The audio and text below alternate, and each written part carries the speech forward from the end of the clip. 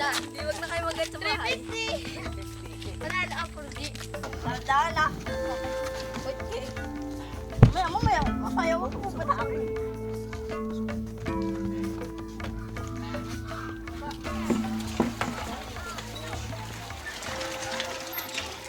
Ugasan natin yung labong.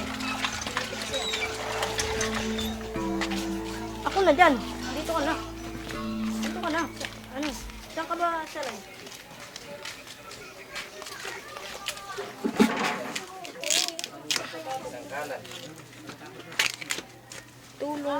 Tulong lang tayo. Huwag ka papalat ni Wapol. Wala ka mo ng pambalat. Ha? Lapat mo nilagay. Nga po, kaya po ko lang. Dito ka natin yung pagtingin, dito rin.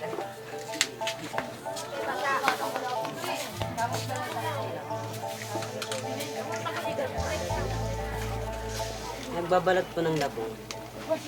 Tsaka bababad po di ba doon sabay bibigay sa Apple G gagayatin po namin.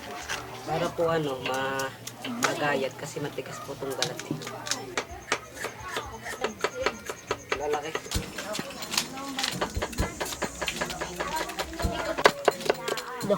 Tigas kasi nito eh.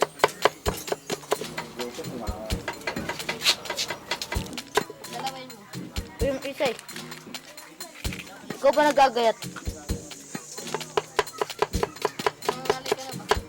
Di nga eh.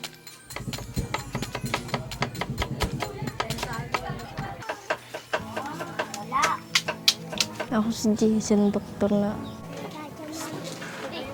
Pinilit po ako ng tatay ko sumama para paglaki ko raw. Kasi pagka gala-gala lang, walang mapapala sa gala-gala lang daw. Kaya sinama-sama niya ako pagka nguguha ng labong.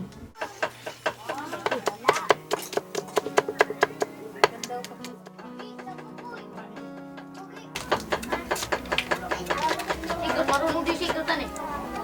Kainitan na talaga pag umuwi rito. Kasi pag umaga ka pa umuwi, kunti lang ang madadala mong labong pagpunta rito. Hindi ka pa makakalimang kilo. Pagka ko po kasi tinamad ka, wala kang kakainin. Ganito lang po ang hanap buhay rito sa Tagundi. Hindi ka nakatungtong ng school? Hindi. Bakit? Habang pang tapong pira. Siya na magtapon badong badongan eh. Gusto ba sana mag-aral? Oo. Wala rin po pagkain pagka nag-aaral po. Lalo na kung hindi ka Sa ganitong karaniwang araw, anong ulam, anong pagkain mo sa bahay? kanin, minsan kamuting kahoy. Minsan asin. Ngayon asin ang ulam namin. Wala kaming ulam. Walang pambili.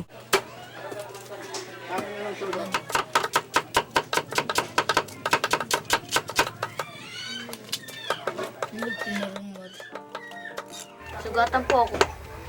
Bakit? Kasi mabilis po ako mag-gayat Naiwa. Nagkamali po ako ng ganito. Daganan po nito. Ganito. Ano gusto mo? Ba't ka kumukuha? Para po may pagkain din po ako. Tapos yung kapatid ko, may mga sakit. Binibigyan ko kung minsan. Pera. O kaya po tinapay. Kaya po binigyan po kami nila ng pera pang merenda. Binigyan ko po ng rasi tsaka tinapay po. 2 piraso. Ito.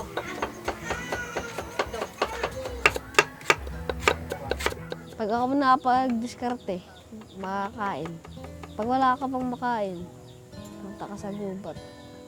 Hanap ka ng papagkitaan. Pag may nakita ka, benta mo kahit saan. Pag wala kang diskarte, so, tambay sa bahay, gutom. Magkano ba ang hatian? Magkano naman napupunta Bigas sa'yo? lang. Bigas kanina nagatiyan kami. Bigas lang. Tapos yung sobrang pera. 11 kasi yun. Tagtitres lang kami. 4 kami. Tagtitres.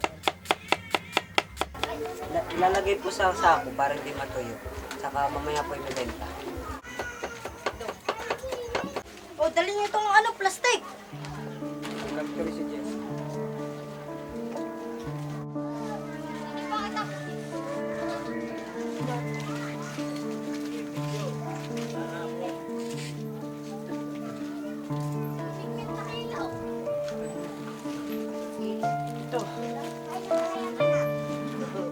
wala pang 80.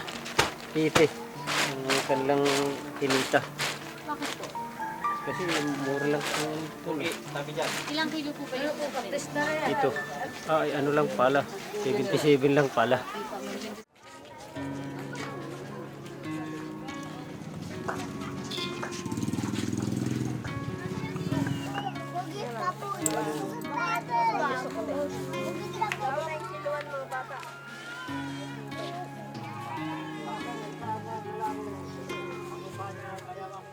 Nagano po, nagati-hati po.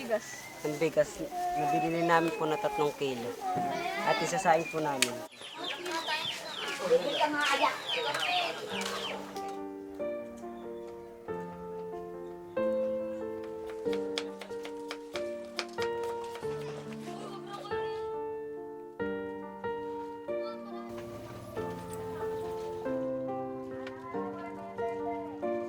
Ako si Maria Teresa Sulayaw.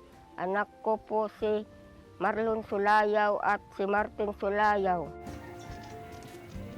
Lalo na ngayon, naglalabong lang, wala. 300, ubos lang ulam bigas. Pagkabukas, wala na naman. Giisip na naman ako kung anong kakainin.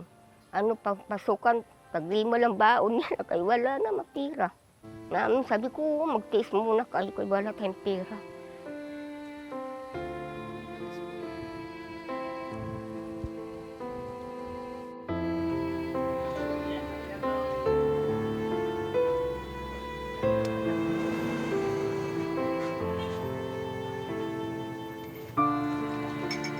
Yan po ang panganay ko na may sakit. Pinakainin ko ng tawa-tawa. Yung gamot sa dahon-dahon. Gusto niya pulis. Sabi ko, bahala ka kung anong pangarap mo.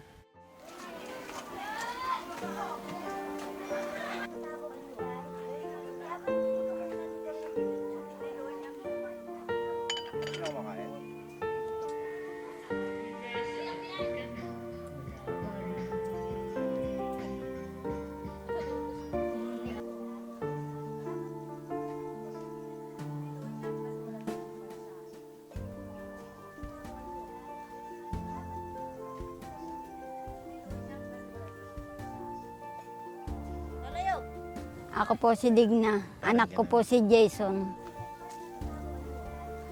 Wala nga po mapasukan yung asawa ko ng trabaho, kaya nag-ano-ano na lang po ganyan, nangunguha ng labong para lang kami makabili ng aming kakainin.